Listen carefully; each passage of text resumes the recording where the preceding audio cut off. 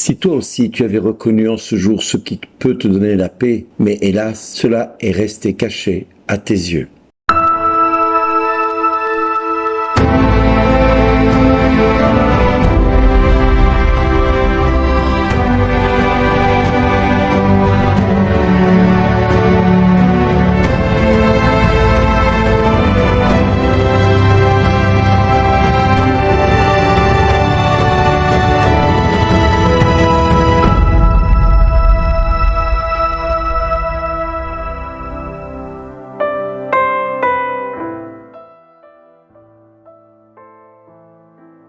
Bonjour les amis, aujourd'hui l'Église nous fait l'honneur de nous parler de cette image du Christ, de Jésus qui pleure sur Jérusalem. Réjouissons-nous que Jésus ait pleuré sur Jérusalem. Oui, réjouissons-nous, parce que si cette cité sainte qui est source de division depuis des siècles, où 3 religions monothéistes se disputent les lieux, sont dans une rivalité sans cesse accrue pour essayer d'exister en ce lieu, il n'en demeure pas moins que Jérusalem est une ville qui n'a pas reconnu son Sauveur quand il était présent entre ses murs. Nous voyons l'actualité aujourd'hui qui nous permet facilement d'accomplir cette lamentation sur cette ville, comme je le dis, qui est à la fois sainte et à la fois source de division. Mais au-delà de cela, nous pouvons identifier Jérusalem avec le peuple élu, ce peuple juif, mais également l'Église, qui par extension voit le monde dans lequel elle est et dans lequel elle doit accomplir sa mission. Nous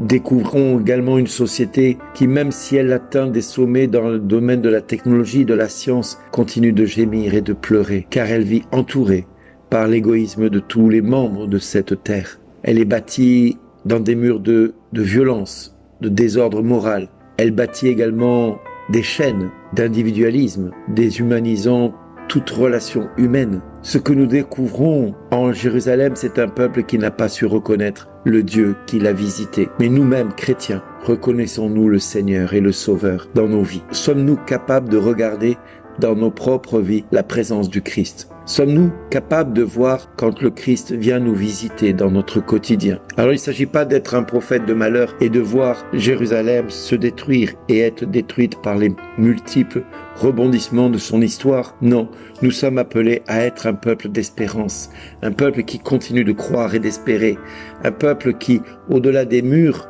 et des chaînes que le Christ a fait tomber, les larmes qu'il répand dans cet évangile, préfigure le sang qu'il comptait verser pour chacun de nous et qu'il a versé pour nous sauver de notre péché. Alors oui, si le Christ est présent dans son Église et spécialement à travers les plus petits, les tout petits, que nous appelons les nécessiteux, nous devons remarquer aussi que la prestance de ces notables qui dirigent cette Église, que l'on appelle à la fois le pape, les cardinaux, les évêques, les prêtres, les diacres et tout le monde du clergé, les religieux et les religieuses. Nous sommes quelque part par moments des notables face au peuple qui, lui, cherche à suivre le Christ, à retrouver le Christ tant bien que mal, à rencontrer cette tendresse du Christ dans tous ses actes, dans tous ses moments. Alors oui, nous, serviteurs de Dieu, nous nous devons non seulement d'élever le Christ au-dessus de nos têtes pour que seul, lui, demeure présent dans votre esprit, parce que le peuple périt faute de connaissance. Nous-mêmes, nous avons une responsabilité qui est d'annoncer un Christ qui se donne, un Christ qui se veut amour, qui se veut tendresse, un Christ qui veut que le plus petit, le plus humble de tous devienne pour nous le plus grand, le plus important de tous les êtres que nous devons sauver et apporter auprès du trône de Dieu pour que Dieu le bénisse et le comble de toutes ses bénédictions. Alors oui, si le Christ est fait humble et tout petit, c'est pour que nous devenions tous grands. Il s'est laissé attacher par des langes comme un bébé pour nous libérer du lien du péché. Il s'est laissé clouer à la croix pour que nous soyons comptés parmi les étoiles du ciel comme étant des fils et des filles de Dieu rachetés par le sang qu'il a versé lors de sa passion. Si le Christ a fait tout cela, c'est pour que nous puissions rendre grâce à Dieu et que nous puissions découvrir sa présence maintenant parmi nous, au milieu de nos vies, dans notre milieu familial, dans notre milieu associatif, dans notre lieu professionnel, que nous puissions voir le Christ partout où nous sommes, parce que il vient continuer nous visiter et nous racheter dans toutes nos déboires, dans toutes nos difficultés de notre quotidien. Le Christ ne cesse de se manifester à son peuple, mais saurons-nous le voir, saurons-nous le reconnaître, saurons-nous nous rendre compte que Dieu est bien présent à nos côtés dans tout ce que nous pouvons traverser comme moment de joie, de peine, de tristesse de désespoir, mais à la fois d'espérance et de magnifiques moments d'amour. Oui, c'est aussi cela, le Christ. C'est qu'il vient nous rejoindre dans tous nos moments de vie. Et c'est pour cette raison qu'il a pleuré sur Jérusalem. C'est afin d'essuyer nos larmes. C'est afin d'essuyer toutes nos tristesses. C'est afin de nous enlever tout ce qui pourrait aujourd'hui nous abattre et nous rendre complètement esclaves de l'ennemi. Le Christ a pleuré pour que nous puissions être libres. Le Christ a pleuré pour que toi, mon ami, tu puisses déposer ton fardeau, celui qui pèse sur tes épaules, celui qui t'accable et qui t'empêche d'exister. Oui, le Christ est venu dans ta vie aujourd'hui et il revient dans ta vie aujourd'hui. Par ces 7 minutes, il te donne l'occasion de le rencontrer. Il te donne l'opportunité de faire sa connaissance.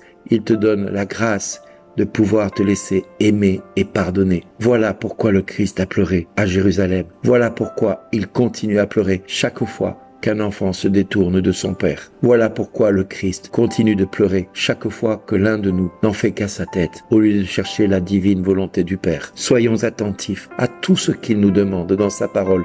Soyons attentifs et tentons de mettre en œuvre tout ce qui est possible pour accomplir sa volonté et réjouir le cœur du Père. Prions pour le Père qui lui aussi pleure de voir tant d'enfants se détourner de lui, le rejeter, le condamner, le rendre responsable de tous les maux de la terre, MAUX, oui, de tous les maux de la terre, alors qu'il n'y est pour rien et qui ne désire qu'une seule chose, c'est que le peuple qu'il a créé à son image sache le reconnaître, sache le voir, sache l'aimer, sache tout simplement l'honorer de ses lèvres par une louange libre et consentie. Oui, le Christ nous invite à venir auprès du trône du Père pour lui demander pardon de tout ce que nous faisons au quotidien qui est contraire à sa volonté et qui détruit le monde qu'il nous a si joyeusement et si chaleureusement donné à partager et à entretenir et à mettre à l'honneur de sa gloire. Soyons nous aussi capables de pleurer sur l'histoire de notre planète, sur l'histoire de notre monde, sur l'histoire de notre pays, sur l'histoire de notre famille, sur notre propre histoire. Sachons pleurer pour nous reconnaître tout petits devant sa face, afin que lui puisse nous élever devant son trône et nous accueillir un jour à ses côtés dans son paradis. Chers amis, je vous embrasse. Je vous aime parce que le Christ vous aime. Soyez richement bénis et à chacun de vous, ne doutez pas de cela. Merci. Merci d'accepter la vie que le Christ vous donne aujourd'hui. Elle est source de joie si vous le souhaitez aussi.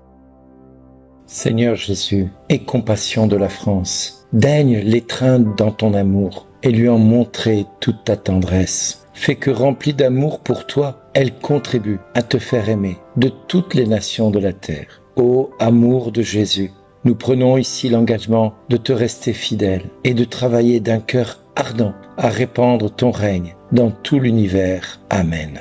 Merci d'exister.